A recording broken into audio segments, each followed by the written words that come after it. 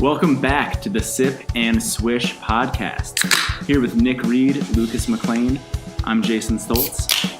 Let's jump into the first quarter. We call it Sip or Swish, where we reflect on the best and worst from the last week in the association. First topic today, Zaza Pachulia. Hate him. You're sipping. You're sipping so hard, you make the three of us very, very angry. For our listeners, if you've been living under a rock, for no apparent reason, including momentum, Zaza all of a sudden deliberately falls onto Russell Westbrook's leg after Russie hits the floor in the game. What was it, Sunday? No, Saturday. The Saturday ABC primetime game. So all eyes were on you, Zaza. Yep. You're kind of a dirty player. We're all upset about it. Nick, I still hate him for the Kawhi injury. I mean, you should. That was the most, egregious, obvious, completely blatant, intentional foul ever. And it was so reckless because now in a league that protects shooters, the number one rule is you don't put your leg underneath someone that's coming down. Right, you don't close out like that. That's not closing out. That was a deliberate attempt to hurt someone. And, his whole teammates were like, no, he's just kind of clumsy and dorky and he can't really control his body. And I'm like, no, I've seen this guy do things. My first, hate... Well, they can both be true. He is also clumsy and dorky. Well, yes, but... It gets to the point where it's... I sent you guys the link where it was 13, 14 clips of him intentionally fouling, hard fouling players that shouldn't have happened. And then it just brought back memories. I think that was my first memory of Zaza intentionally fouling someone was 2 years ago when he was on the Mavs and he grabbed Kawhi's arm and dragged him to the ground, rolled over while not releasing Kawhi's arm. Yeah. And then, the very next play, David West just gets mad at it because he's like, no, I will not accept, you trying to destroy our two-time Defensive Player of the Year. And, gets in Zaza's face, and then Zaza elbows David West right in the face. And I was like, you don't do that to David West because David West will murder you. Right, David West is the real deal off the court. Right. Top 5 players I would never mess with. Zebo. Right? David West. David West. I love that my mind went to Zebo as well. So Kyrie, this was egregious enough that Kyrie tweeted about it being a dirty play.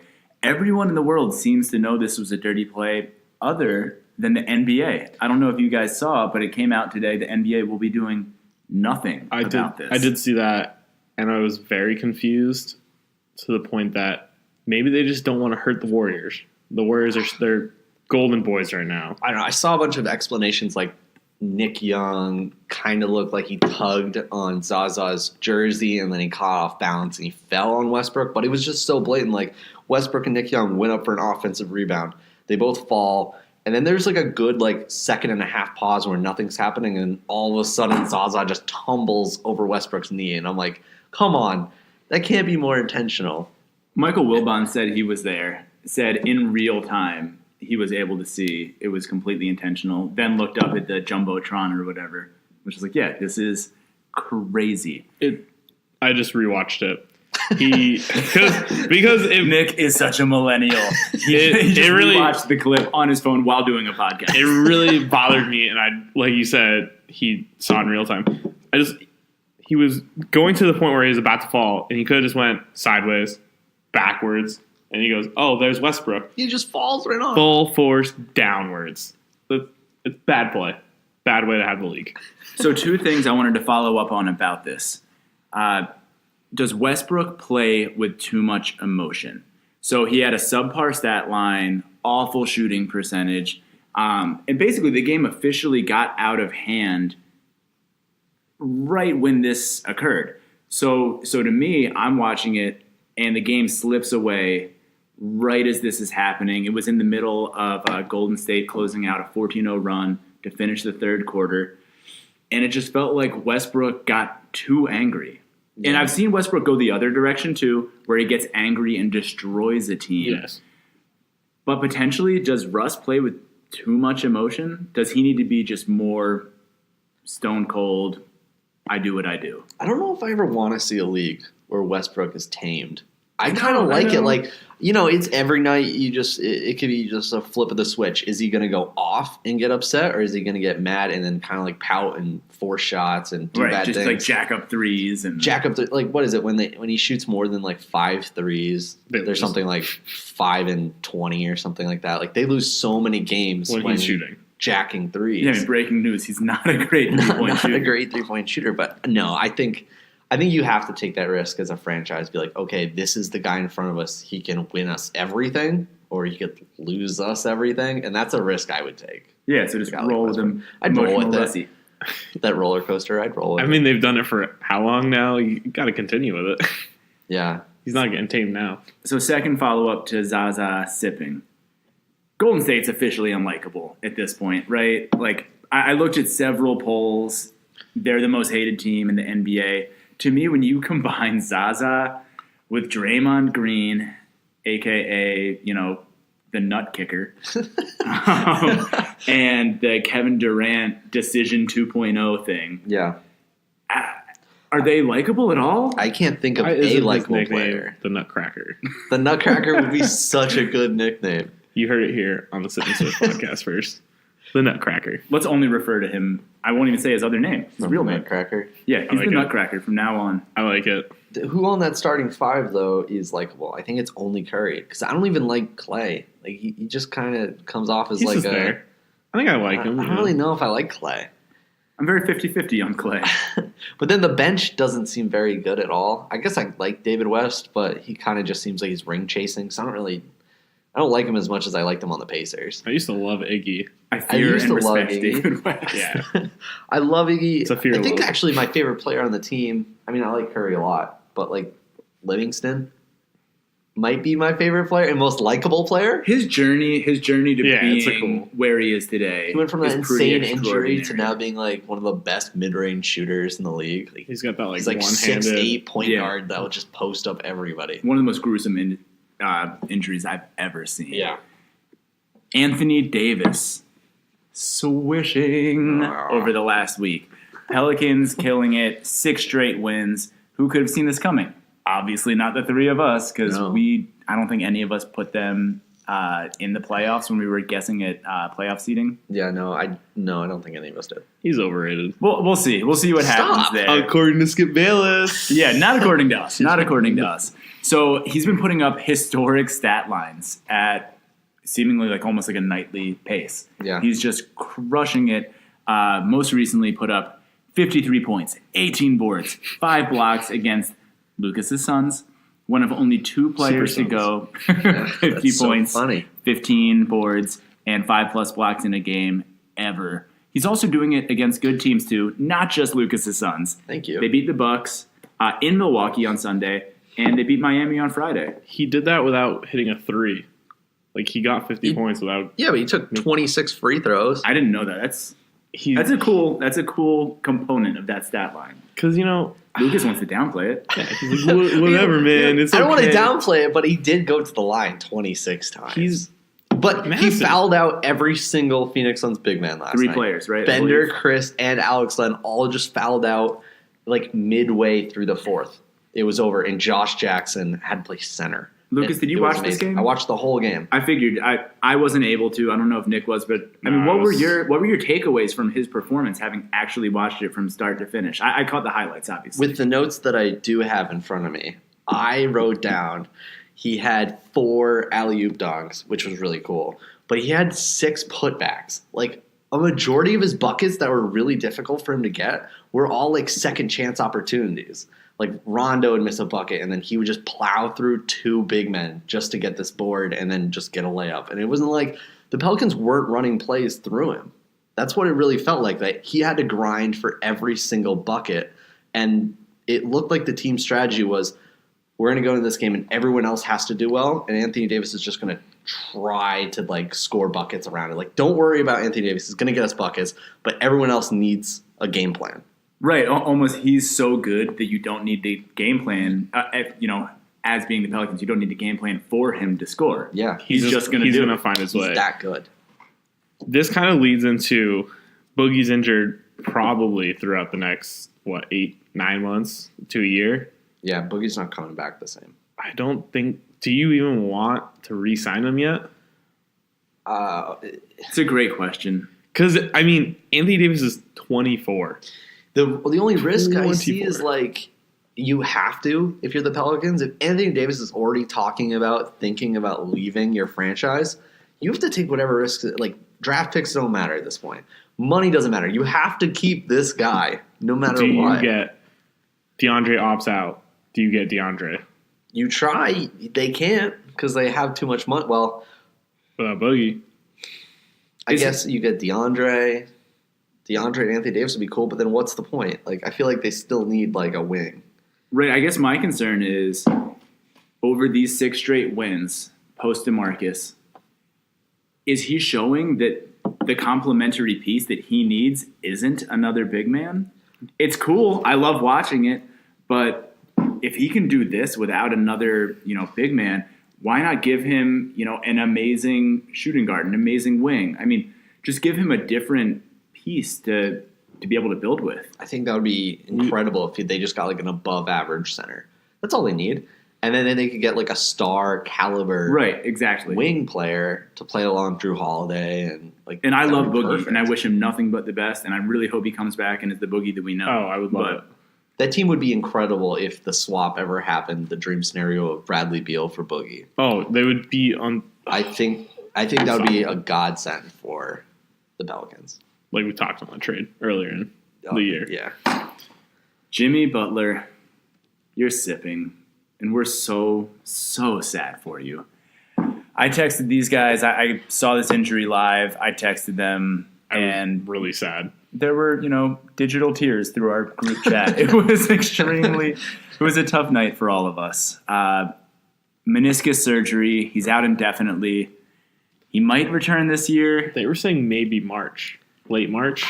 But it is so weird because there's so many like conflicting reports on what he needs. Like people are saying Take like it out. 3 to 5 months is like a normal person's recovery time. Obviously, these guys are like freak athletes and Right. they can recover faster. But Get should you force him back faster? The Timberwolves are like the perfect underdog team for this playoffs. They have everything you need to upset someone, but they're not like super elite. But they'd be the fun pick in the playoffs in every round. And I think we've talked about this before where Wiggins, you said Karl-Anthony Towns needs to be more aggressive. Now that Jimmy's gone, Towns, Wiggins need to step up. Yeah. If they want to keep the 3, the 4 seed, it's so close, 3 through 8. I mean, we just saw the Thunder slip all the way down to the 8th seed. Now they're back up to the 7th seed. It's way too close of a race to But be. what's a worse nightmare is like Wiggins and Towns now both taking like 25 shots a game, and it feels like the Timberwolves look like last year or something like that. Like they're just too young. They're taking too many shots because they have to in this position. They're not there yet. I guess my thing is they're not really going to contend for the Western Conference Finals regardless. They're not going to they're not going to get out of the West.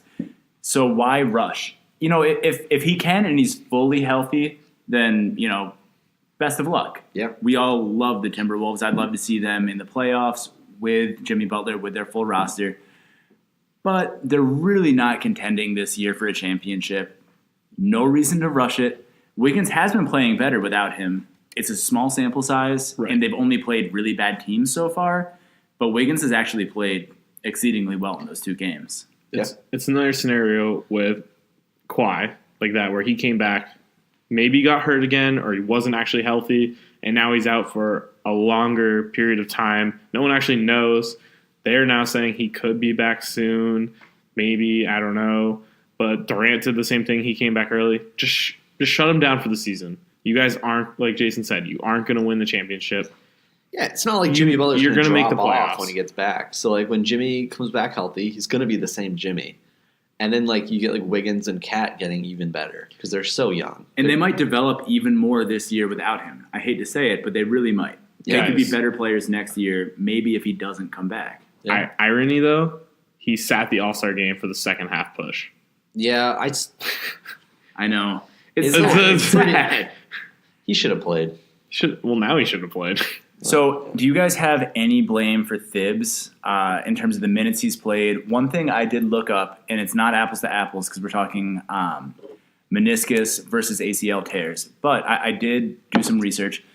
In the U.S. National Library of Medicine, there's an orthopedic study from 2017, so very recent, on ACL tears, and if minutes over a season in the NBA or minutes during a specific game contribute at all to a higher likelihood.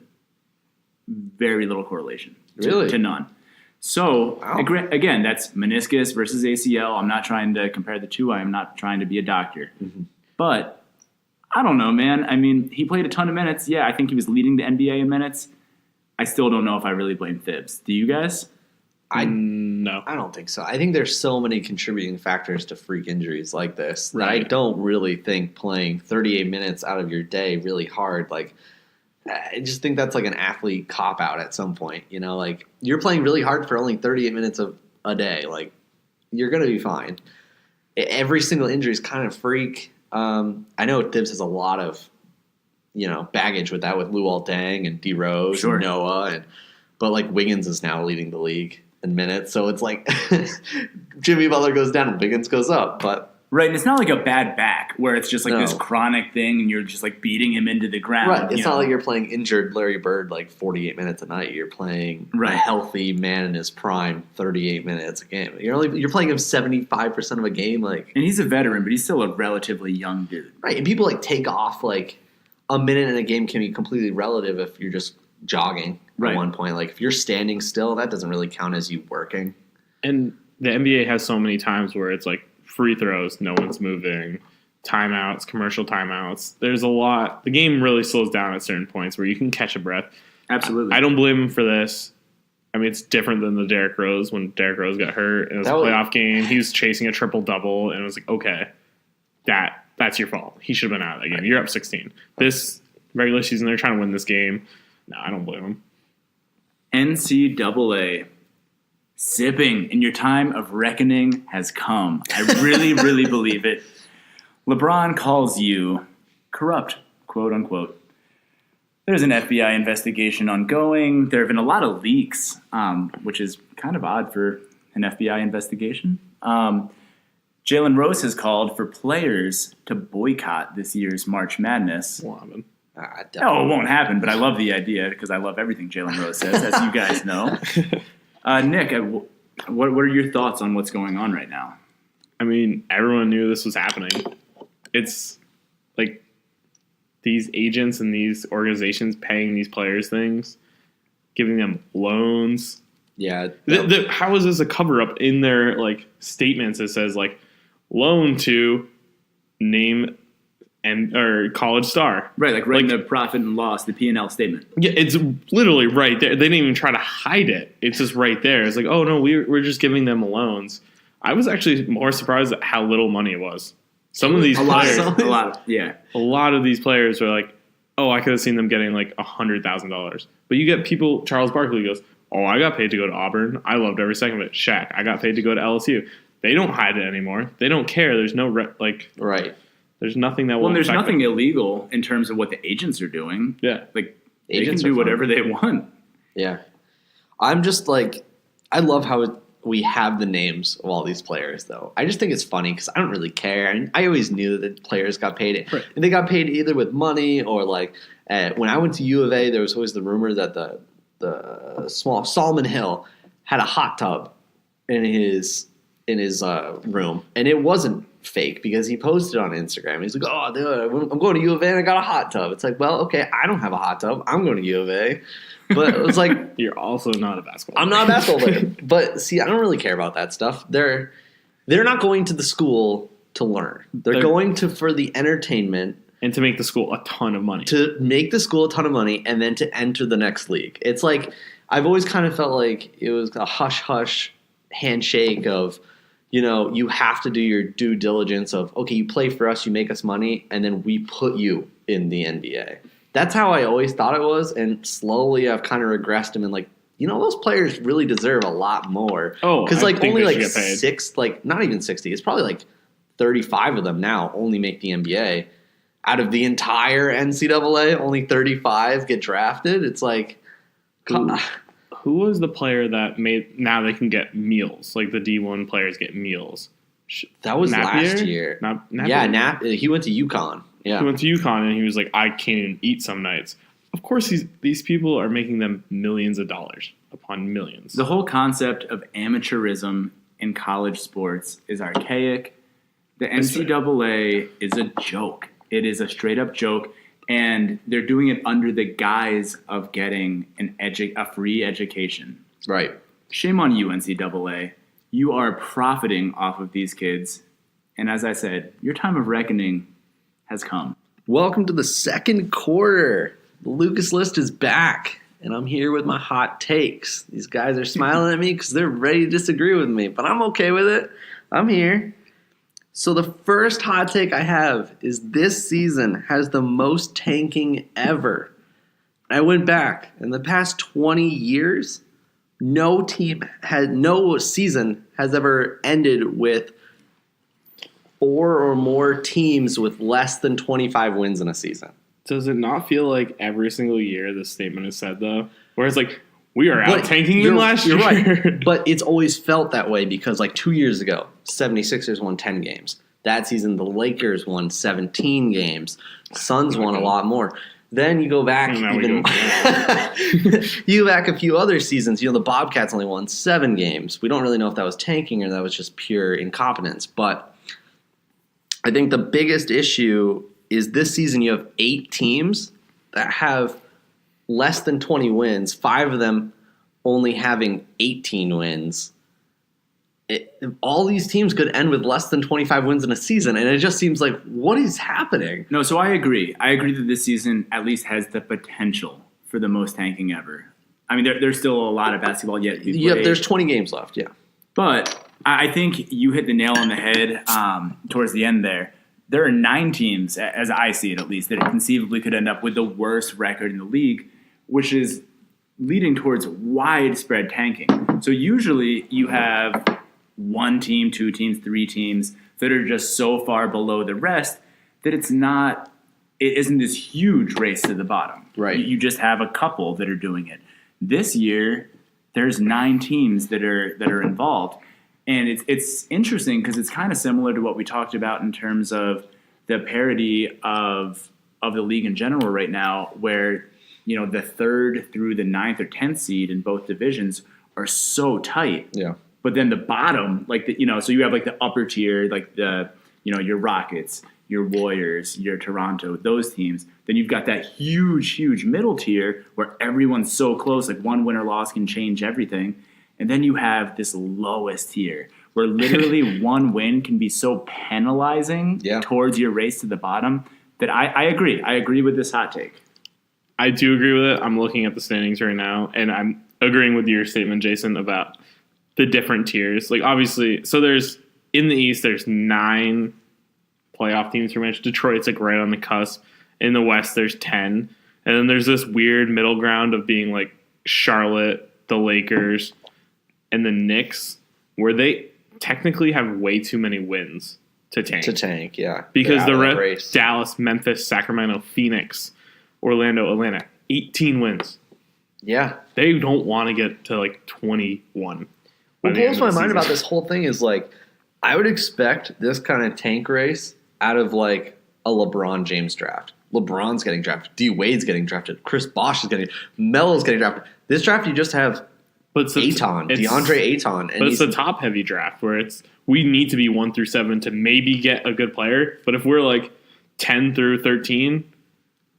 Yeah, I was trying to like read through a lot. Like, you really have all the actual good NBA prospects in the projected top 7 or 8. And the rest of it just seems like everyone's saying are G League players. And that's kind of we need and then I guess like the other thing was next year the lottery's getting redone. So they're like, okay, we need to cash in on what we can right now.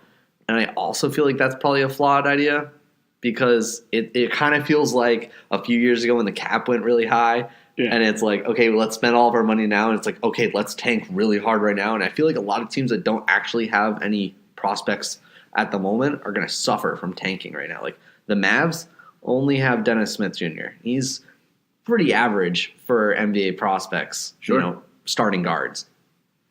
The Kings, I don't really know. They have Fox. They have a bunch of young guys, but none of them are crazy promising. They're just not good organizations. The That's what it boils down Magic to. are Yeah, just it's true. tanking. It's just- The Magic are bad just because of pure incompetence. So it's like They don't even have to try it. They don't even have to try to think they're just bad. So it's just Seattle Super Magic.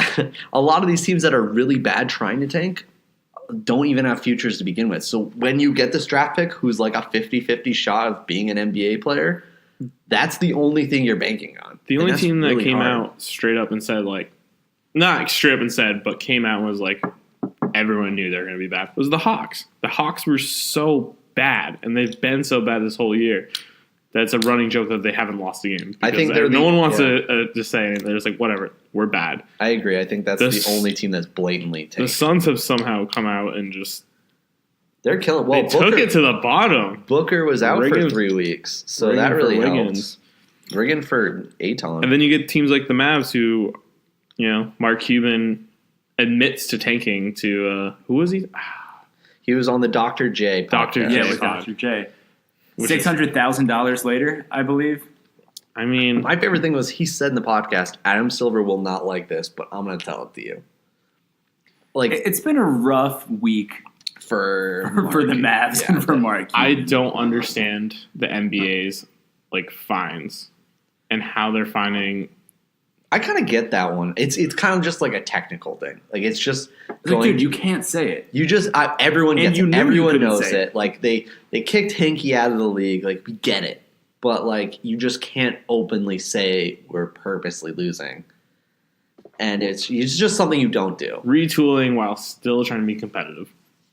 Okay, so my second hot take is I think the playoffs need a revamp.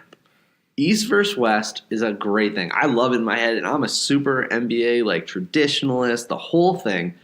But I really am sick and tired of seeing like low end East teams making the playoffs when I know for a fact that the West can produce better teams. Like if the Nuggets of last year didn't make the playoffs because some East team was barely above 500, whatever, it was just so infuriating having good West teams lose. So I was thinking I would love a 1 through 16 seeding system. I don't know how realistic it is. It's not really. But I would love that. And I also loved Adam Silver's proposal for the end seedings mini playoff tournament. I like that way more than 1 through 16. So it was 7 plays 10 and 8 plays 9 in both conferences to get those positions. And I love that. And I think Is it a single game play-in? Yep, it's a single game plan, and I think it parlays into Adam Silver eventually saying we're reducing the season by 4 games. Just saying, okay, we're only going to play 78 games in a season because we have this new playoff system. Right. I think that's exactly why he did it. I don't think he actually cares about that. I think it's entertainment-wise, I don't think that the NBA loses anything in playing a mini playoff series, because I think that instantly NBA fans are like, holy crap, a mini NBA tournament series. Well, like, plus for the NBA, cha-ching, cha-ching. I mean, exactly. It's like, and they'll put it on ESPN and everyone can see it. So it's like, do they actually lose revenue? I don't think they'll lower the regular season. I think they will make the first round best of 5 instead. I think I'd like they that. should go back to best of 5. For at least the the first round. Because, I mean, we watched the Warriors versus Pelicans or something like that. What was it last year? It was one of those series where it was a blowout. Just every single game, like 25 points. I don't need to watch 4 blowouts. No one's going to turn it in. But if you put me onto the Jazz playing the Nuggets, I could be down One for game that. to see who One actually game, gets to get in. I would be sitting See, I think with that's- a 30 rack. I'm I'd be hyped, never, though. never for less basketball games. But if someone enticed me, like, okay, there aren't 7 games on tonight, there's only 1, and it's to decide a playoff series, I would freaking love that. Like, that's way more fun to me. Like, okay, I'm sorry, I'm taking away basketball games, but I'm giving you one great one. I agree with that. However, I will joyfully disagree with your take. And I'm honestly surprised that I do. It's something that I've flip-flopped on over the years, and ultimately I just think some traditions are worth keeping. Oh no, And I think this is one that's worth keeping. And actually, right now, I don't see right now as being the right time because we finally have a more competitive East versus Western Conference. Like, why now? Do it 6 years ago when we were at like the heart of the West being so dominant. Right now, it's like, I don't know, man. Are the Bucks really any worse than like one of the middle tier Western Conference playoff teams? No. Are the Sixers, if they wind up, which I don't think they will, if they wind up being like a 7 or 8 seed, any worse than the 7 or 8 seed in the West? I think the Sixers versus the Celtics, if the Sixers ended up in the 7th seed, they could give the Celtics a run, like take them to 7 games. Easily think that. I don't think it should change from East. Like, I think it should say East versus West. I don't see it changing from that. I really like the traditional, but I don't think it produces the best basketball. That's what hurts me. We talked about it a little bit earlier where I was saying I could only imagine the TV scheduling to like watch, say, 11 teams in the West. And you're like, okay, well, I have to stay up till 2:30 in the morning every single night to watch the 4 and 5 seed. Like, this is awful. I agree. That'd be frustrating. So my third hot take is Paul George is going to leave OKC. Nope. I don't think at a point in the season did I ever think that Paul George was going to leave OKC until I looked at the numbers. And when you think about it and you take a step back from the league, take a step back from basketball perspective, and you think about it from an owner's perspective. Okay, hit me with it. Is an owner going to be willing to pay $115 million in luxury tax for just keeping Paul George? I don't think so. And I think the best reason... So are you actually saying that it's not going to be Paul George's decision? No, I don't think OKC is going to bring him back. Because of that. Because if you OKC pulls this again... Okay, just think about the whole season. They do have the history of pulling it. Think of this whole offseason. Okay, you brought in Paul George. You traded away Oladipo with a terrible contract. Then you got Melo, traded him away for Cantor, who had a terrible contract. So you traded away terrible contracts for expiring contracts. So you're going to go into this offseason. Paul George is going to come back. Is Melo going to opt in? If he does, he makes $28 million. I think Melo should opt in, but is Melo in a situation where he wants his career to end with, I didn't win a ring? As a Thunder fan, I so hope he doesn't opt in. Oh, I think he does. Paul George doesn't come back. They don't bring Paul George back. Melo opts out. They have $55 million in cap space, where the entire team is just Westbrook and Steve Adams and Robertson, who they gave $10 million a year. That gives them so much cap space to actually build a team around Westbrook. To get someone like Paul George? I think the defensive player of the year, their probably? hope is that Carmelo opts out. Opts out. If he and opts takes in, some sort of... I think either way, there's no way they're going to pay $115 million in luxury tax. That's going to be almost the same amount as the Cavs. There's no way the Thunder are going to think. I appreciate the perspective you came at this take from. Because it's not how I interpreted it. So Lucas gave us his Lucas list yesterday. We had 24 hours to digest it and kind of get our thoughts together. It's obviously not where I expected you to go. I thought you were just saying Paul George was going to choose to leave. I don't know, man. I don't know. I can't. When you think about teams in history, like I kind of think of like the 2004 Suns. Joe Johnson played amazing. He was in his contract year. They could have re-signed him, but they were going to have to pay $30 million in luxury tax. But they chose, no, we don't need Joe Johnson. It's like you really did need Joe Johnson, but you didn't want to pay the extra money. And to your point, Westbrook is locked up. It's not like he can be like, oh, you didn't sign George, I'm going to walk. Like, he's going to make $45 million at the age of 35. He's committed. Westbrook's, God, I mean, teams are dumb. Yeah. I hate teams. If the cap doesn't move, Westbrook will be making 50% of the cap. The cap has to move eventually again. Has to. Overall, I'll still disagree that anything at this point is a foregone conclusion. But I like your perspective. I like the perspective. He's not leaving. All right, so my fourth hot take is I think James Harden is ruining the game of basketball. I hate the flopping. I watched that whole Jazz game, Jazz versus Rockets earlier. I didn't watch the game after because I heard that one was even worse. There was like a 6 to 7 minute span where Harden and Chris Paul were just going ISO. And it's all they did was ISO and just try to draw fouls on the bad switches. So they had like big men on them and they thought they could just draw fouls on big guys. And that was literally Mike D'Antoni's plan, was like, if you can't jack a three, draw a foul. And it was like, that's so cheesy. I don't understand. The most frustrating thing to watch. I was watching the game last night, even though my stream kept buffering, and that made me more mad than the flopping. But I was on the phone talking to my girlfriend, and I was just like, what is going on? She's like, what? I was like, what? He barely got touched. He's on the ground. He barely got touched mid-court. What are you doing right now? And it's not just James Harden, though. It's this entire team.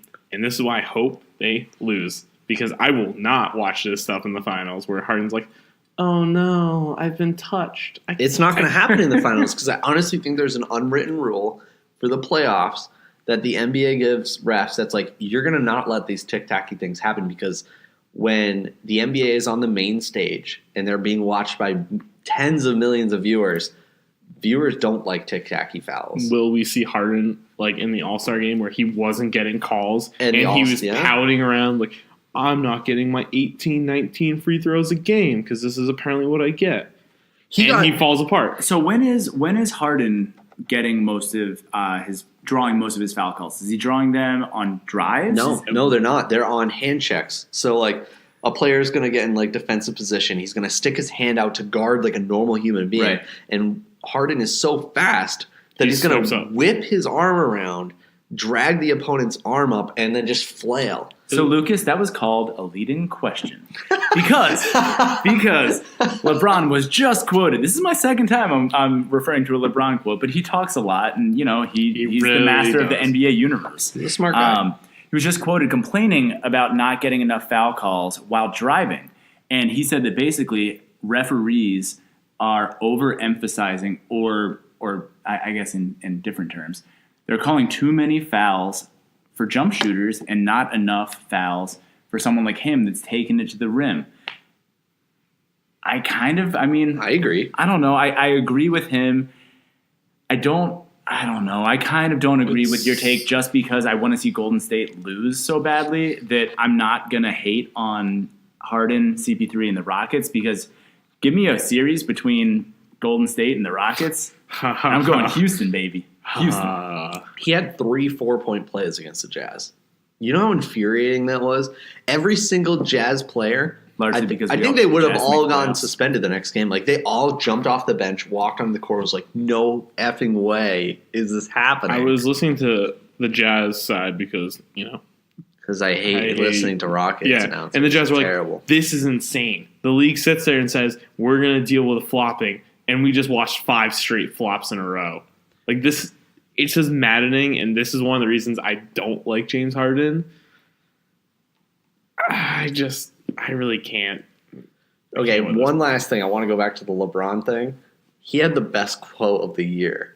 He did during that thing. At the very end, he goes, girls love the long ball. And that was the best quote of the entire year. And I was like, LeBron's been in like this cycle so far the last like week and a half of having like the best quotes around like shut up and dribble. Great quote, terrible context. I hate everything about the quote's great. But the girls love the long ball. It's such a great quote too. Like that is so sick. And now, and it's whatever. That was such a great quote. I loved it. Yeah. I absolutely loved it. So for my last hot take, I think Sam Hinkie deserves a job.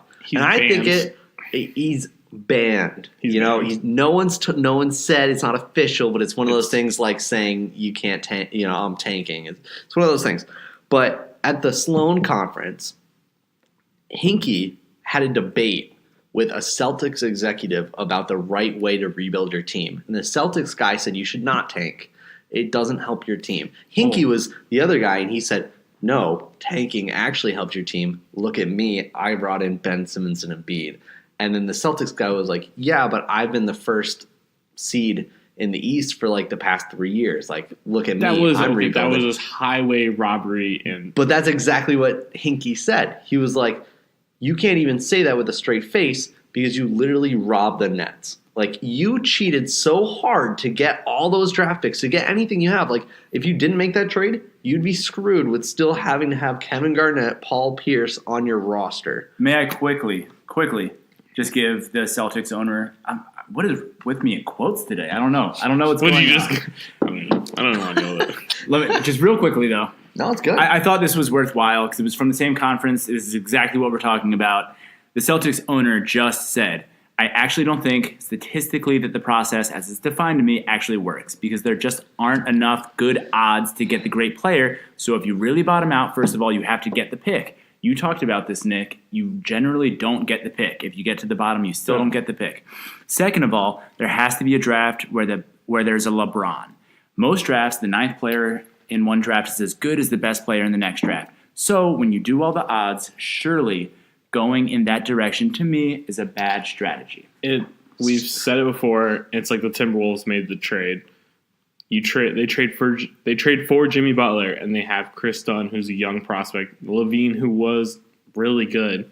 You go for the bona fide all-star.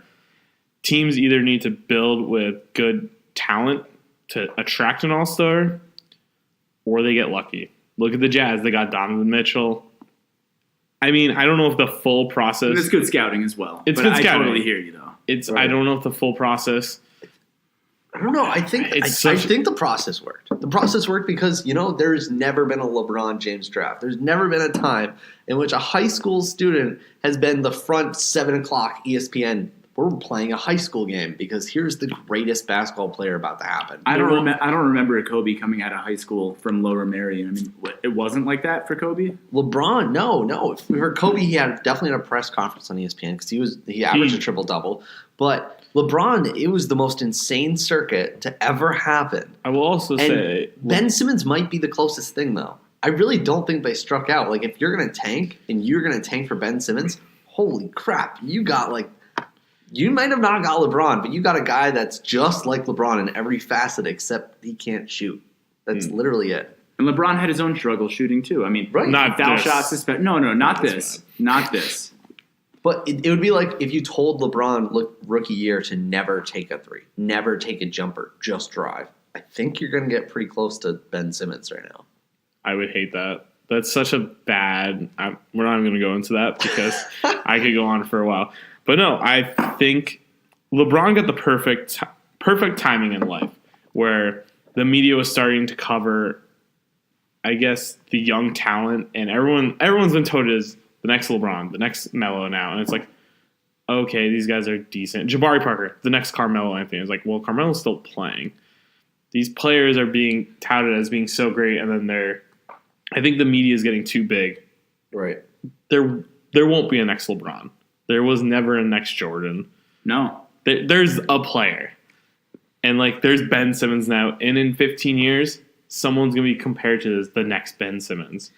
Lonzo Ball, the next shit. No. I hate the comparisons. I don't think we can really fully compare the players. But I just don't. The draft is such a crapshoot. It's a total crapshoot. But, going back to Hinkie. Right. I think a lot of these tanking teams lack every single aspect of what the Sixers had when Hinkie was in charge. When Hinkie was in charge, I can't remember a draft in which they didn't have at least 2 firsts and 3 second rounders. Oh, they were constantly acquiring assets at a ridiculous rate and just trying to flip it. If you have an odd and second favorable rounder, contracts with some pretty decent players. Right. TJ McConnell, Bob Covington. He even ended with J.J. Redick got signed for a 1-year deal because he knows the next year they're gonna get some all-star. Did he sign Redick? I feel like Redick was after that. I think Colangelo signed Redick. I feel like that aspect was there before with him. He would sign 1 year's deal. Absolutely. So I don't really think Colangelo is doing too much outside of Hinkie's No, I think Hinkie would have done more. But did Hinkie come in at the perfect time where he could take all these teams' first-round picks? Because now, look at this past trade deadline. How many first-round picks? I think one, maybe 2 first-round picks were traded. No one wants to part with their first-rounders anymore. I think it's the Suns own 3. They own the Bucks, they own the Heat, and they own their own. And then the Hawks own 3, but it's those are all way late. It's it's all past trades. Yeah. This past trade deadline, the Cavs gave up 1 pick. And no one is willing to give up no one wants to give it now. I don't think it has to do with the financials in the NBA. Everyone caught up. Yeah. Everyone's caught up to whoa. We're not giving up our first round pick just to get someone. Hinkie should have kept his job. I think he should have kept his job because it was just an unfair time He didn't do for anything him to have to wrong leave. either. He did like a bold strategy, and it's paying off. I don't think he should have gotten He kicked out. deliberately made my hometown team unwatchable for 3 But now you quarters. have one of the top 3 centers in the league. It's got to be top 3 center. Embiid, top 3 center, and then you have this point guard who's going to win Rookie of the Year. Because there's just no guarantee that we would He's have missed gonna on win those Rookie of guys. the Year. There's no guarantee that we might not have had the same outcome. They're just, I don't know. It was hard for me not living in the Philadelphia area anymore and being like a league pass guy. And not watching. I will yeah, freely that- admit, there were like 3 years when I watched other teams way more than the I Sixers. don't 'cause even they think were I watched unwatchable. Sixers. I agree. It would totally hurt, if this season goes by and the Suns don't get like Aton or like a top 3 pick and he's not productive, it's going to be really hard. But I think watching him in you the guys future. will have like a big offseason. And hopefully. I know there's you going to be could- so many people traded this offseason. So, welcome to the third quarter. This week we have an interview with Daniel Greenberg, editor for Pippin Ain't Easy, the Chicago Bulls fan-sided page. Probably the best URL ever. I love that website name. Thanks for coming on. Yeah, no problem. So, how do you feel about the Bulls? Let's just jump right into it. What's your general consensus on the season so far? It's definitely been a crazy ride, but right now it's looking like they're going to be a lottery team, so I'm happy. My goal for this season is for them to have a top 5 pick. So far it looks like it might happen. Hopefully it will happen. I mean, going into the season, you guys are 4-20 to start off, and then Mircea came back and all of a sudden ignited a fire. How did you feel about Mircea getting traded and the value you got back?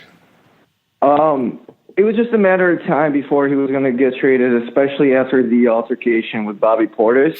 Right. The value that they got a first round pick back. Was very surprised because if you told me before the season that Nico was worth a first round pick, I would have laughed at you. But the way that he played this season, the value got a little higher. So I'm very happy that the Bulls front office got a first round pick for him, and I'm happy that Nico is in a new place and is getting a fresh start.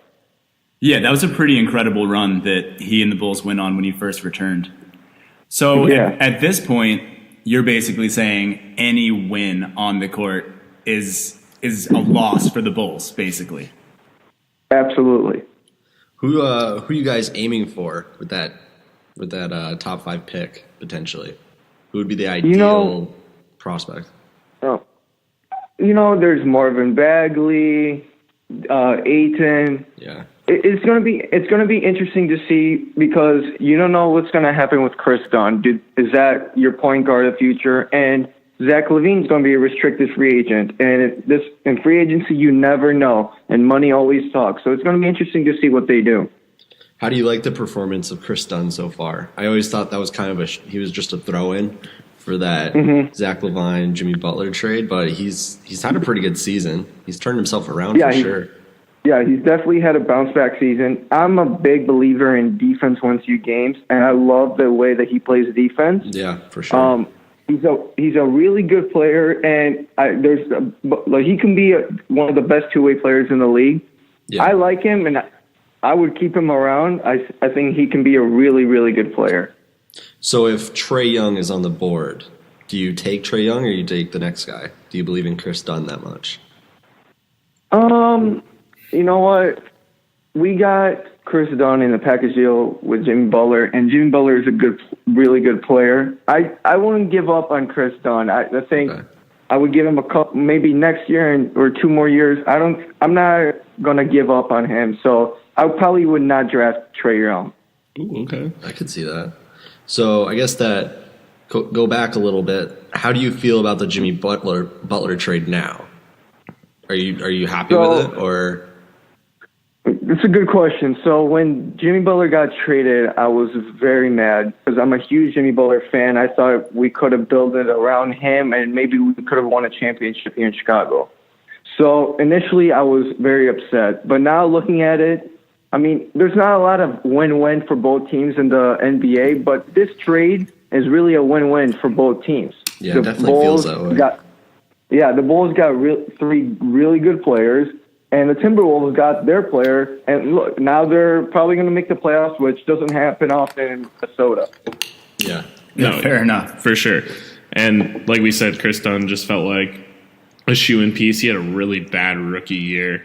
And, I mean, I remember Jalen Rose saying he's going to win Rookie of the Year. But now it's like, okay, this is the Chris Dunn we thought we were going to see. I'm liking what Chris Dunn's doing. Zach LaVine's being awesome. The rookie you guys got is fantastic.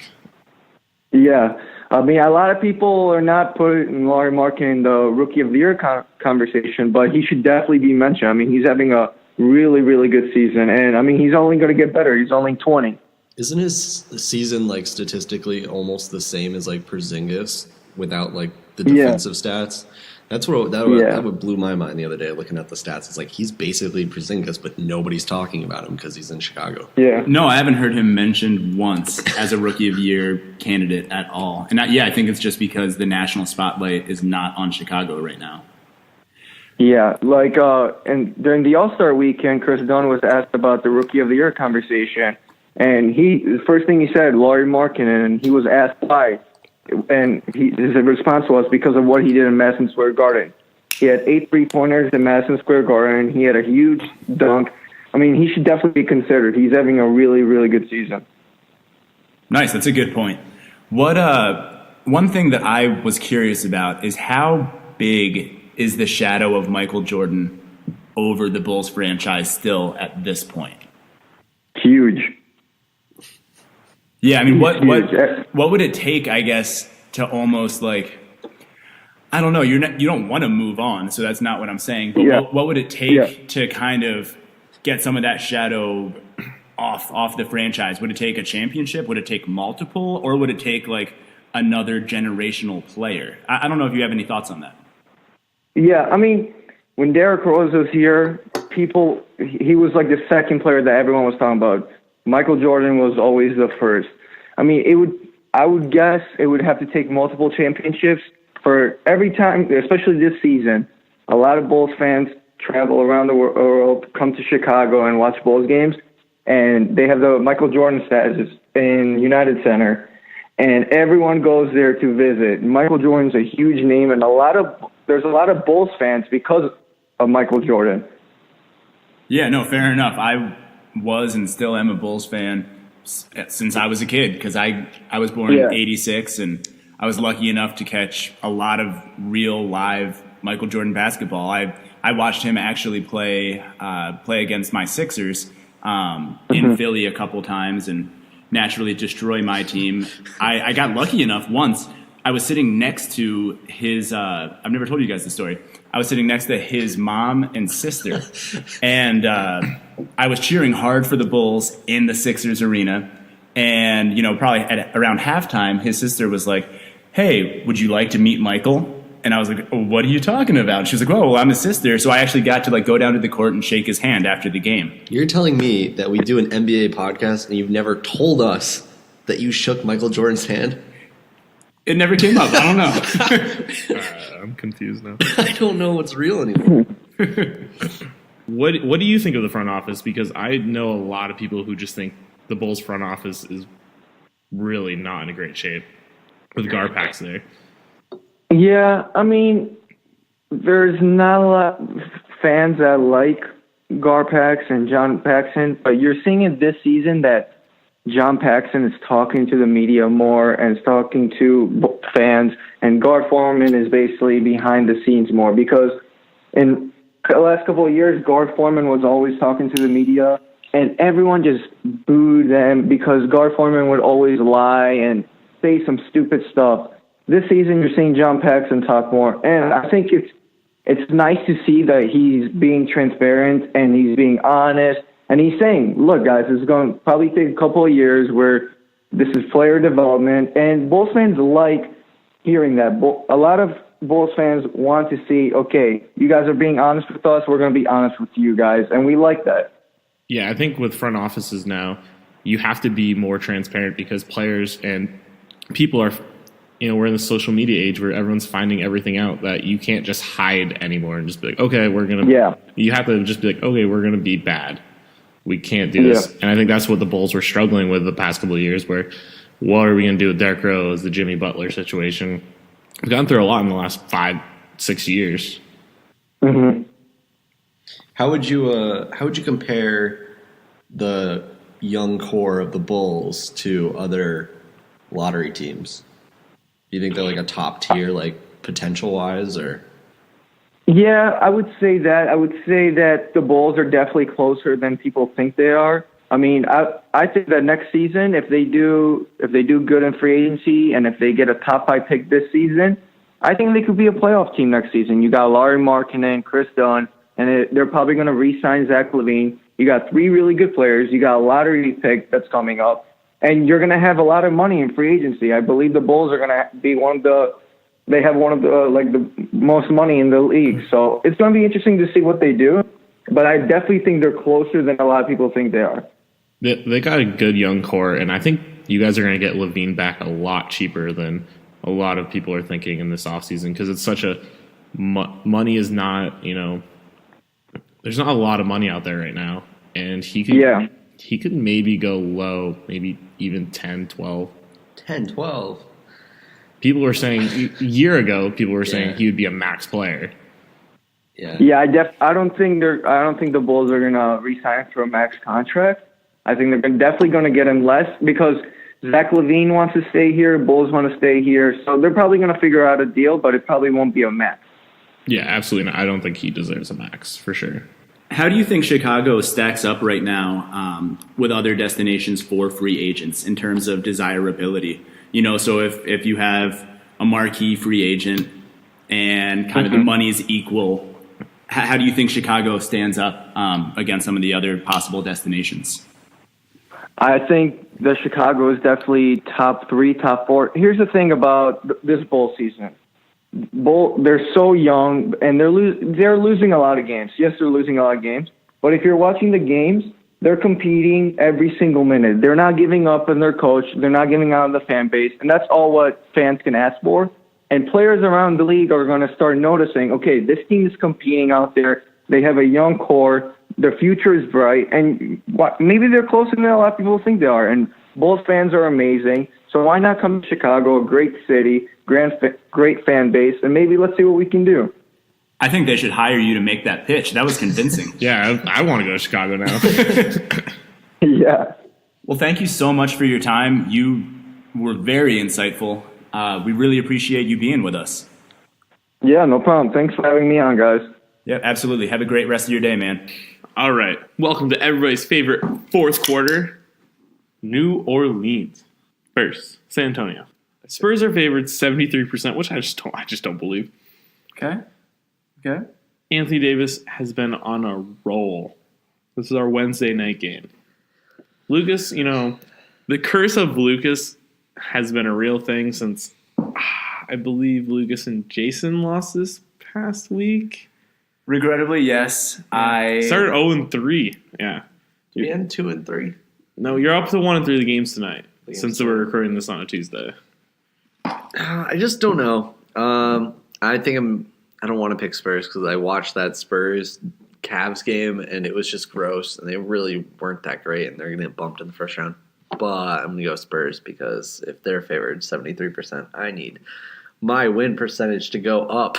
I need to get away as quickly and as far as possible from all of Lucas's picks. I will be taking the Pelicans because I had an amazing record, and then I started making picks with Lucas. If Anthony Davis drops like 70 and they win, I'm going to be so mad. Well, get ready, bud. I'm hopping on the train with Jason. I'm taking the Pelicans because I'm a smart man. Come on, Spurs. Staying away from Lucas, and this is why I'm making Lucas pick first. Come so on, I can just go the opposite Every way. game this week. Every game. All right, Thursday night. We got Philadelphia versus the Cleveland Cavaliers. Oh, this is the hardest game ever. This is a great game because it's a great game. It's like a 50-50. That Philadelphia-based company just posted those billboards for LeBron to come to Philly. That was pretty funny. It's 76. Super smart. It was great. I love it. It was just great business. Like, those billboards didn't cost them shit. No. Yeah. And then everyone, including the Sip and Swish, is talking about it. I absolutely love it. I couldn't tell you the company, but It had something to do with, like, home remodeling, I think. I don't know. it's Whatever. cool, though. I'm going to pick the Cavs. I'm going to bet on LeBron winning. I think it's a safe bet in the history of LeBron's life. So I'm going to bet on LeBron winning a basketball game. Oh, that's a lot of... I'm going... That was a lot of sighing for the fact that I thought you were just going to straight up say 76ers. Because I'm a Sixers fan. I'm not. I'm taking the Cavs. Well, I already What? wrote you in for the 76ers. I'm taking the I Cavs. got I went with the heart last week and took the Thunder, and that just... I'm taking the Sixers this week. Or I'm not. Wait a second. What are you doing? My mouth isn't trusting my brain. I'm taking the Cavs. For the record, taking the Cavs. I'm taking the 76ers because I'm a smart man, and I don't think this Cavs team is where they should be. Still. It's fair. Two game win streak, and then now they're lost. How many? They lost to the Wizards. 2 in a row, I believe. 2 in a row? Okay. Yeah, so no. Friday night. Either way, I win. Whatever. Yeah. Friday night. The Minnesota Timber Puppies versus the Utah Fire this Jazz. is such a good game, dude. These are two, like, sip and swish darlings. We really love both of these teams. The Jazz are favored 64%. Wow. This is earlier before we started the podcast. I go, what? This Yep. is my what? Okay. I mean, without Jimmy Butler, they are a completely different team. They Because are. Jeff Teague is kind of below average starting guard. This is in Utah, so like we've talked before, Utah and Denver, Mile High. Wait, Give or take half a mile. Yeah. they're in They're in Utah. They're in Utah. If they were in Denver, The Bamboozle. both teams. I'm going Utah. All right. I'm a Donovan Mitchell fan. Fanboy. No, I'm a fan of Donovan Mitchell. Boy. No, Timberwolves staying away from Lucas's picks as much as I can. you just voted for the Cavs. I know I'm a flip flopper. The Bamboozle of the night. Hopping on the Jazz train with Oh! Lucas.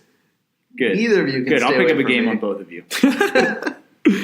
All right, we're going to Saturday night.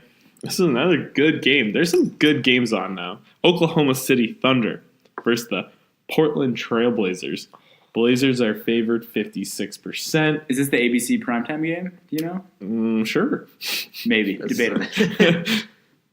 These are two incredibly streaky. Nick games. just looked at me like, don't ask me follow-up questions. This is my court. This is my corner. I don't do those things. I honestly don't know what to even think about for this pick because, like, Lillard could go off. I'm going to tell you now.